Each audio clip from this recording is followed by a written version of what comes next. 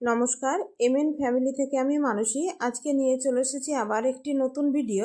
তবে আজকে ছিল একটি রবিবারের দিন, আর এই যে সকাল থেকে শুরু হয়েছে আজকে ঝিমঝিম করে কিছু বৃষ্টি। তো ছাদে গিয়েছিলাম, কারণ একটু বিস্কুট দেওয়ার থাকে আমাদের ওই খরগোশটাকে, পাখিকে একটু খেতে দিই, আর কিছু ফুলও তুলি। তো দেখুন, সকাল সকাল ছাদে গিয়ে দেখছি বেশ ঝিরঝির করে বৃষ্টি পড়ছে। তো ওয়েদারটা দেখে বেশ ভালোই লাগলো, কারণ কালকে ছিল প্রচণ্ড গরম আর এত রোদ। তো আজকে এই ওয়েদার দেখে মনে হলো নিচে গিয়ে দেখি কি রান্না বান্না করব না করব।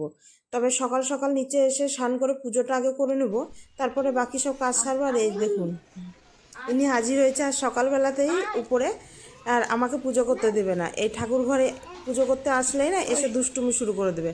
আর এই যে বৃষ্টি পড়ছে আর নতুন জিনিস, এখন ছোট ছেলে, বেশ ওর আনন্দ হচ্ছে। মাঝে মধ্যে গ্রিলের ফাঁক দিয়ে কিন্তু হাতগুলো ভরে দিচ্ছে আর এই বৃষ্টির জলগুলো নিচ্ছে, ওর বেশ আনন্দ হচ্ছে।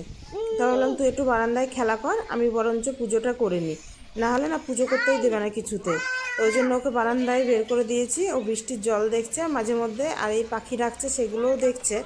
আর দেখুন কি আকাশ ঘিরে একবারে মেঘ করেছে, মানে বলার নেই। তবে মনে হচ্ছে আরও বৃষ্টি হবে হয়তো। তবে বৃষ্টি হলে ভালোই হবে, ওয়েদারটা একটু ঠান্ডা হবে। আর অনেক দিন ধরেই না ভাবছিলাম একটু বিরিয়ানি করব, কারণ আমাদের বেশ কয়েক মাস ধরে বিরিয়ানি খাওয়া হয়নি। পরপর কিছু অনুষ্ঠান চলছিল বলে বাড়িতে আর সেভাবে কোনো রিচ রান্না খাওয়া হচ্ছিল না। তো ভেবেছি আজকে একটু বিরিয়ানি করব, কারণ জায়ের মেয়েগুলোও বলছে। আর এই বিরিয়ানিটা না আমার হাতে খেতে সবাই খুব ভালোবাসে। তাই আমি ভাবছি আজকে একটু বিরিয়ানি করব, যার জন্য সকাল সকালই ওর বাবাকে একটু বাজার পাঠিয়েছি। মানে এরপরে বেশি বৃষ্টি চলে আসলে তখন আর বাজার যেতে পারবে না। তো এখানে বিরিয়ানির মাংসটাও আমি ম্যারিনেট করে নেব। আর কারণ সেভাবে তো সবজিপাতি মশলাপাতি কিছুই জোগাড়জান্তি করা নেই, হঠাৎ করেই ঠিক হয়েছে। আর কিছুটা মাংস এমনিও রান্না করব, কারণ বিরিয়ানির পাশে না ছেলে মেয়ে তত দেখেছি মাংসটা খেতে চায় না, বিরিয়ানির মাংসটাই বেশি ভালোবাসে। তবে ওর বাবার একটু ঝোল লাগে, যার জন্য একটু মাংস আলু দিয়ে গ্রেভি টাইপের করব।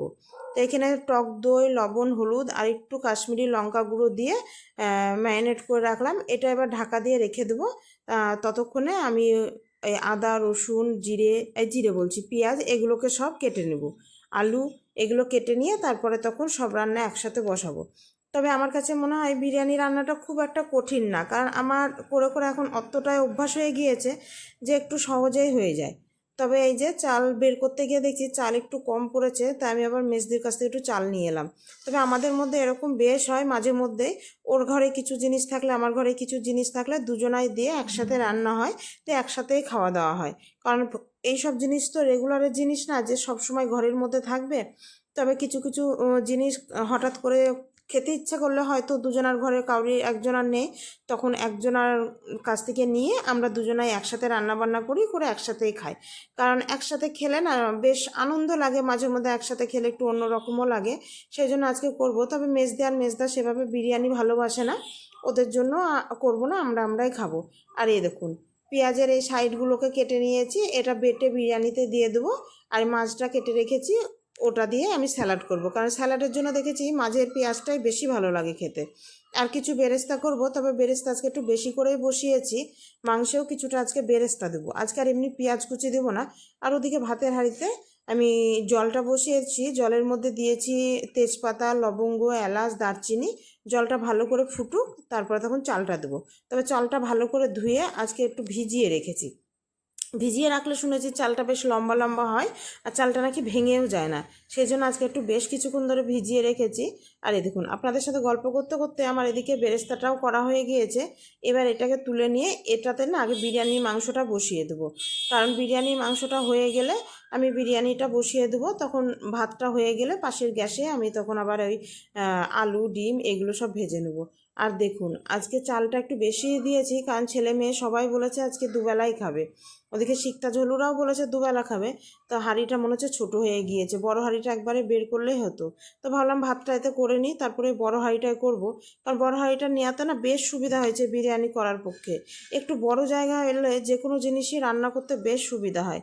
আর এই দেখুন, মাংসটা বসাবো বলে আমি তেলের উপর এখানে শুকনো লঙ্কা, তেজপাতা, শুকনো লঙ্কা না, ভুল করে শুধু শুকনো লঙ্কাটাই বেরিয়ে যায়, এলাচ, দারচিনি, লবঙ্গ আর তেজপাতা, এটাই দিয়েছিলাম ফোড়ঙে।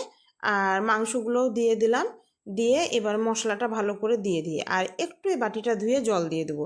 তারপরে আর কোনো জল দিব না, এবার বেশ নেড়ে চেড়ে নিয়ে ঢাকা দিয়ে দেবো। আর খুব একটা গ্যাসটা কমিয়েও দেবো না, কারণ ম্যারিনেট করা ছিল তো বেশ কিছুক্ষণ ধরে, তবে মাংসগুলো না একবারে ভেঙে তখন ভেঙে যাবে, মানে গলে গিয়ে ভেঙে যাবে। যার জন্য আজকে আর গ্যাসটা কমিয়ে দেবো না, একটু জোর গ্যাসেই করব।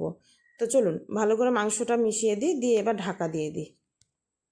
তবে জানেন তো, যে কোনো বাড়িতেই যখনই যাই না কেন আমি, এই বিরিয়ানি হলে বিরিয়ানির গুরু দায়িত্বটা দেখেছি আমার মাথাতেই পড়ে।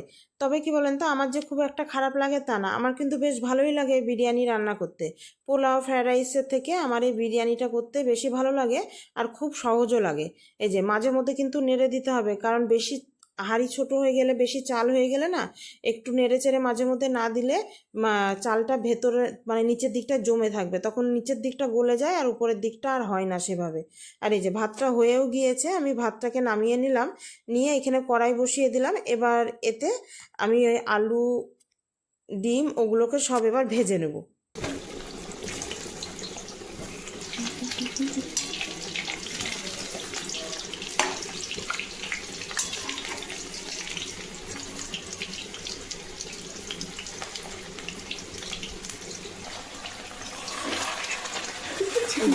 আলুগুলো ভাজা হতে হতে আমার একটু মাংসটাও প্রায় হয়ে গিয়েছে, কারণ মাংসগুলো সেদ্ধ হয়ে গিয়েছে। এর থেকে আবার বেশি করতে গেলে না মাংসগুলো সব ভেঙে যাবে, যার জন্য আর এটাকে কষাবো না।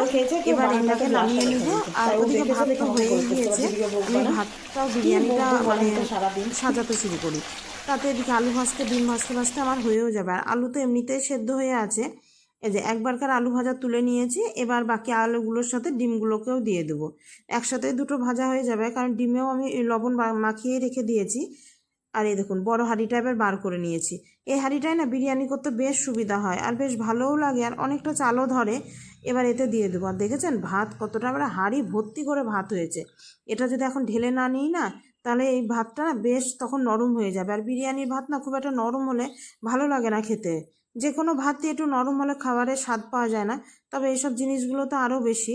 যার জন্য এই যে এবার পুরোটাই ঢালবো না, অর্ধেকটা ঢেলে নিলাম। এবার দুটোতেই না মশলাটা আগে মাখিয়ে নিই। আর আমি ভাত করার সময়তেই তো লবণ দিয়ে দিয়েছিলাম জলের মধ্যে, তার জন্য লবণটা এখন আর দিলাম না, একটু মুখে দিয়ে দেখে তারপরে আবার লবণটা দিয়ে দেবো। তো এবার এই ভাতটা মাখিয়ে নিই। এবার এর মধ্যে মাংসটাও কষানো হয়ে গিয়েছে, ওগুলোও সব দিয়ে দেবো। ভাতটা খুব গরম তো, মানে হাত দেওয়া যাচ্ছে না, একটু ভাপ ছাড়িয়ে রেখে দিলেও হতো, তবে আমি আর দিলাম না। এই যে গরম মশলাও এবার একটু দিয়ে দিলাম। আর এই ছেলে আছে বাড়িতে, তাই ও একটু এই বিরিয়ানি হলে না বাড়ি বাড়ি রান্নাঘরে আসবে আর জিজ্ঞাসা করবে কতক্ষণ আর কতক্ষণ। তবে এখনও অনেক সময় আছে, এখন তো সবে জলখাবার খেয়ে উঠেছি। এই বিরিয়ানিটা বসিয়ে দিয়ে কাজ কাম সেরে আমি একটু সেলাইয়ে বসবো আজকে, কিছু সেলাই জড়ো হয়েছে। আর দেখেছেন একটু ঝোল আছে বলে আজকে আর এক্সট্রাভাবে কোনো জল দেবো না। আর আমি না এই বিরিয়ানির মাংস রান্না করার সময় খুব অল্প মশলা দিই, খুব একটা বেশি মশলা দিই না, কারণ মশলা বেশি দিলে দেখেছি ভাতগুলো না এবার জ্যাবজ্যাবে টাইপের হয়ে যায়। এবার এই সাইড দিয়ে দিয়ে সব আলুগুলোকেও দিয়ে দেবো, সব আলুগুলোকে একটা একটা করে দিয়ে দেবো। দেখেছেন আমার এদিকে মাংস বিরিয়ানির ভাত হতে হতে আলু ডিমগুলো সব ভাজা হয়ে গেল। এবার ওই তেলের মধ্যে আমি আবার বাকি মাংসটাও বসিয়ে দেবো, তবে ততক্ষণ আগে ভাতটা গুছিয়ে সাজিয়ে নিই, নাহলে তখন একটার পর একটা না দিতে ভুলে যাব। এবার উপর থেকে দিয়ে দেবো এই বেরেস্তা ভাজাগুলো, পুরোটা দেবো না, একটু মাংস দেওয়ার জন্য রেখে দেবো।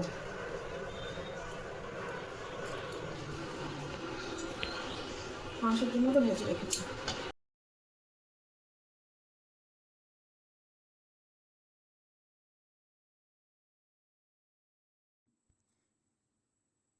এই যে গ্যাসে সিমে দিয়ে বিরিয়ানির হাঁড়িটা বসিয়ে দিয়েছি, মাংসটা রাখবো। আর এই পাশে কড়াইয়ে বসিয়ে দিয়েছি, কিছু তেজপাতা আগে থেকে দিয়ে দিয়েছি, হাতের কাছে ছিল বলে। এবার তেলটা দিয়েছি, আলুটা ভেজে নিয়ে ওতেই মাংসটাও দিয়ে দিলাম, কারণ মাংসটা হচ্ছে কিছুটা ম্যারিনেট করাই আছে। আর তার মধ্যে লবণ হলুদ সবই দিয়ে দিয়েছি। আর দেখুন বেশ কিন্তু কষানো হয়ে গিয়েছে। আর পেঁয়াজ ভাজিনি, কারণ পেঁয়াজের জন্য কিছুটা বেরেস্তা করা আছে, সেটাকেই দিয়ে দেবো। আর এই মাংসটা পুরোপুরি কষানো হয়ে গিয়েছে, এবার ওই যে পেঁয়াজ বেরেস্তাটা করা ছিল সেটাকেই দিয়ে দিলাম, দিয়ে এবার বেশ নেড়েচেড়ে আবার একটু ঢাকা দিয়ে রাখবো। তবে মাংস আলু সবই সেদ্ধ হয়ে গিয়েছে, খুব একটা সেদ্ধ করার দরকার নেই, এতক্ষণ সেভাবে ঢাকা দিইনি তো, যার জন্য এবার একটু ঢাকা দিয়ে দেবো। আর অল্প করে একটু জল দেবো, খুব বেশি জল দেবো না। দেখুন দেখতে কি দারুণ হয়েছে তাই না? আর এইভাবে মাংস রান্না করলে কিন্তু একটা আলাদা স্বাদ লাগে। আর এই দেখুন, আর জল দেবো না, এইটুকুই জল দিলাম। এবার বেশ ভালো করে ফুটতে দেবো, তবে একটু গরম মশলা দেবো আজকে। এইসব খাবারে না গরম মশলা না দিলে ভালোই লাগছে না, কিন্তু ওই যে ওর বাবা কিছুতেই গরম মশলা খেতে চায় না। তবে বলেছি, তুমি যদি না খাও তোমারটা তুলে রাখবো, রেখে আমাদেরটা একটু একটু করে গরম মশলা দেবো। তো সেই মতোই আমাদের এতে একটু গরম মশলা দেবো। তো চলুন এবার একটু ঢাকা দিয়ে দিই, ভালো করে ফুটুক। এই যে মাংসটা হয়ে গিয়েছে, এবার এর মধ্যে দিয়ে দিলাম অল্প করে একটু গরম মশলা গুঁড়ো। এবার এটাকে নামিয়ে নেব। আর এটা ঝোলটা মারবো না, এটুকু ঝোল থাক, নাহলে আবার একটু খেতে দিতেও অসুবিধা হবে, আবার একটু রাতেকার জন্যও থাকবে, সেটাও গরম করতে অসুবিধা হবে। এই যে এদিকে মাংসটাও হয়ে গিয়েছে, আর এদিকে বিরিয়ানির গ্যাসটাও বন্ধ করে দিয়েছি। সময়ে হচ্ছে বৃষ্টি, আবার সময়ে ঝরঝরে, তবে মনে হচ্ছে আজ সারাদিনই বৃষ্টি পড়বে, মেঘ করেছে। আর আমাদের আম গাছটা দেখেছেন পুরো ফাঁকা হয়ে গেছে, কী হারে মুকুল এসেছিলো, এক একটা ডালে একবারেই আম নাই। এই ডালগুলো পুরো ফাঁকা। এই ছাদ থেকে কত আম পাড়া যায়, একটাও নাই, এই 2-4টে আছে উপরের দিকটায়। তাও এই যে ঘিটা দেবো।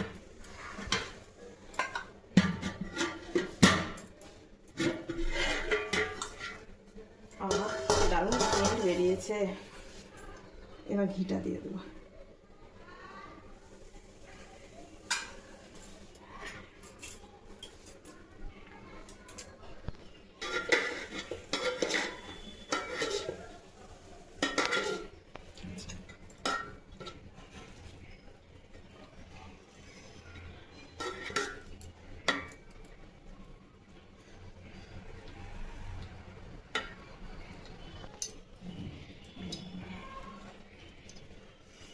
দেখেছেন মাংসগুলো খুবই নরম হয়ে গেছে, ভেঙে যাচ্ছে।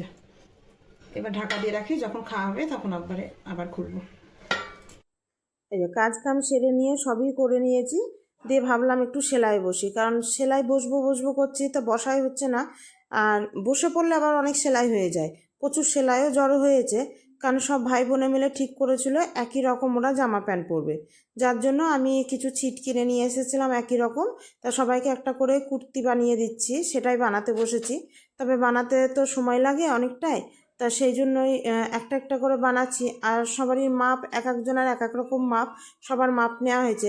তবে আমি তো অত পারদর্শী না জিনিস বানানোতে, তবে টুকটাক কিছু পারি বানাতে, সেই অনুযায়ী নিয়ে বসেছি সবারই জামা প্যান্ট। আর এই ছিটটা না দেখতে কিন্তু বেশ সুন্দর, দেখুন, আর সবারই খুব পছন্দ হয়েছে এই ছিটটা।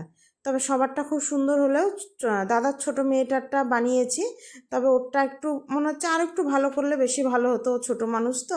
ওর ওর কিন্তু সব থেকে বেশি আনন্দ হয়েছে। তো যখন সবাই একসাথে পড়বে আপনাদেরকে দেখাবো, ঠিক আছে। আর এই যে এখানে স্যালাড কেটে নিয়েছি, কারণ সবারই খেতে দিতে আসার সময়ও হয়ে গিয়েছে। আমিও পরে আবার স্নান করে রেডি হয়ে নিয়েছি, দিয়ে শিক্তাদেরকেও ডাকলাম, আয় এসে একবারে খেয়ে নে, আমি বেড়ে দিচ্ছি, সবাই নিয়ে খাওয়া দাওয়া কর। এই যে বিরিয়ানিটা এবার চলুন বেড়ে নিই, সবাইকে খেতে দিয়ে দিই। তবে আজকে ছেলে ঠিক করলো আর কাঁসার থালায় খাবে না, সবাই একসাথে হলে বলে এই প্লেটগুলো বার করবো, এতেই খাবো। তবে আমরা কাঁসার থালায় খেয়ে খেয়ে অভ্যস্ত, অত আমরা কাঁসার থালাতে খেতেই যেন বেশি ভালোবাসি। তাই সেই জন্য আমাদেরগুলো কাঁসার থালাতেই বাড়বো, শুধু ছেলে মেয়েগুলোকে এই থালাগুলোতে দিব। তো চলুন, ওরা বললো বিরিয়ানির সাথে আর ওরা সেভাবে কেউ মাংস নিবে না, শুধু রায়তা আর স্যালাড দিয়েই খেয়ে নিবে। তাই যে এখানে মেয়েকে বললাম সব একে একে নিয়ে যা, নিয়ে বসে পড়গা খেতে। তো সেই জন্য ও একটা একটা করে সব নিয়ে আসছে আর খেতে বসে পড়ছে। তো শিক্তাদেরকেও বললাম তোরাও আয়, এসে খেয়ে নে সবাই মিলে। আর জানেন তো, যে কোনো খাবার না সবাই মিলে একসাথে খেলে দেখেছি সেটার স্বাদ যেন আরও দ্বিগুণ হয়ে যায়, বেশ ভালো লাগে। আর এই খাবার দাবার যখন একা হাতে বাড়তে হয়, তখন আমি ছেলে মেয়েদের সবাইকে বলি সবাই খাবার দাবার নিয়ে যা। তো সবাই যে যার মতো খাবার দাবার নিয়ে যায়। তো ছেলেকে বললাম তুইও বসে পড় খেতে, তবে ওর বাবা সন্ধান করতে গিয়েছে। ওকে বললাম তুমিও চলে আসো খেতে, একবারে বসে পড়বা সবার সাথে এখানে। তো শিক্তা বললো তাহলে কাকিমা কাকা এখানে বসে পড়ুক, তুমি আর আমি ওই গ্রিলটায় বসে পড়ি। তো তাই শিক্তা ওখানে বসলো। আর শিক্তার এইসব বুদ্ধিগুলো খুব বেশি, মানে এমনি সবার থেকে দেখি। তো শিক্তা ওখানে বসুক, শিক্তার সাথে আমিও বসে পড়বো ওখানে। শিক্তা আবার এই রায়তা টায়তাগুলো খেতে চায় না, ওর একটু টকে খুব অ্যালার্জি। ও এখন অতটা খাবার খাবে না, তাই আবার কমাতে এসেছে, ওর নাকি মনে হয়েছে বেশি খাবার হয়ে গিয়েছে। ও খাবারের পরিমাণ খুব কম খায়, যার জন্য দিনের দিন খুব রোগা হয়ে যাচ্ছে। ওর বাবাও স্নান করে চলে এসেছে, এবার ওর বাবার খাবারটাও দিয়ে দিই, তারপরে তখন আমার খাবারটা বাড়বো। আর শিক্ষাদের বললাম সবার যে যার মতো এখন পরীক্ষা পড়া সব চলছে, তো রাত্রে আর সেভাবে কেউ খেতে আসবে না, তাই বললাম খাওয়া দাওয়া করে সব রাতে কারটাও নিয়ে চলে যাবি, একবারে রাতে বাড়িতে গিয়েই সব খেয়ে নিবি। তো ওরা সেটাই করবে। তা চলুন ভিডিওটি আজ এখানেই শেষ করলাম। ভিডিওটি কেমন লাগলো জানাবেন। ভিডিওটি যদি ভালো লেগে থাকে একটি লাইক করে দিয়েন, আর কমেন্টে জানিয়েন ভিডিওটি কেমন লাগলো, আর চ্যানেলটি সাবস্ক্রাইব করে দিতে কিন্তু কেউ ভুলবেন না। আসবো আবার কোনো নতুন ভিডিও নিয়ে।